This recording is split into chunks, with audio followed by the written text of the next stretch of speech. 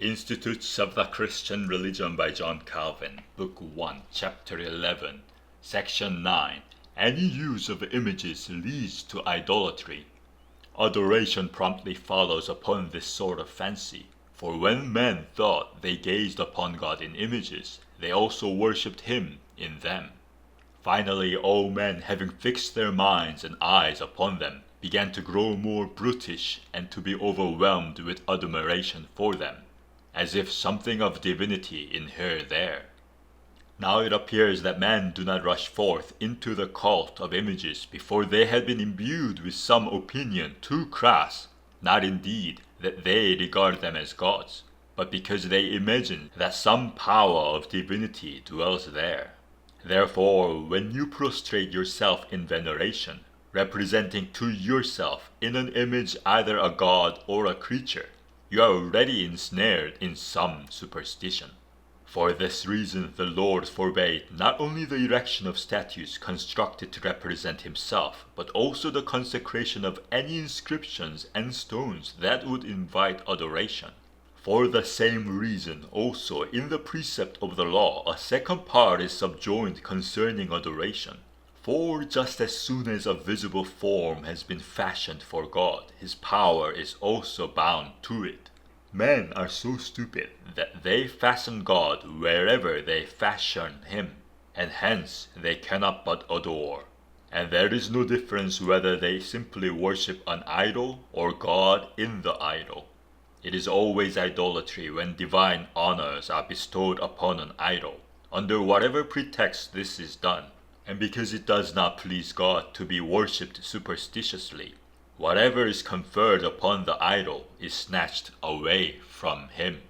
Let those persons take note of this who are looking for miserable excuses to defend this execrable idolatry by which true religion for many past ages have been overwhelmed and subverted. Images, they assert, are not regarded as gods. The Jews too were not so thoughtless as to forget that it was God by whose hand they had been led out of Egypt before they fashioned the calf. But when Aaron said that those were the gods by whom they had been set free from the land of Egypt, they boldly assented, obviously meaning that they wished to retain the liberating God, provided they could see him going before them in the calf. And we must not think the heathen so stupid that they did not understand God to be something other than stocks and stones.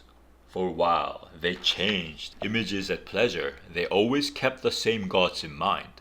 There were many images for one God, yet they did not devise for themselves as many gods as the multitude of images. Moreover, they daily consecrated new images, yet did not believe themselves to be making new gods. Read the excuses that Augustine refers to as having been pretended by the idolaters of his own age. When they were accused, the vulgar sort replied that they were not worshipping that visible object, but a presence that dwelt there invisibly. Those who were of what he called purer religion stated that they were worshipping neither the likeness nor the spirit, but that through the physical image they gazed upon the sign of the thing that they ought to worship. What then? All idolaters, whether Jews or pagans, were motivated just as been said. Not content with spiritual understanding, they thought that through the images a surer and closer understanding would be impressed upon them. Once this perverse imitation of God pleased them, they never stopped until, deluded by new tricks, they presently supposed that God manifested his power in images. In these images, nevertheless, the Jews were convinced that they were worshipping the eternal God, the one true Lord of heaven and earth.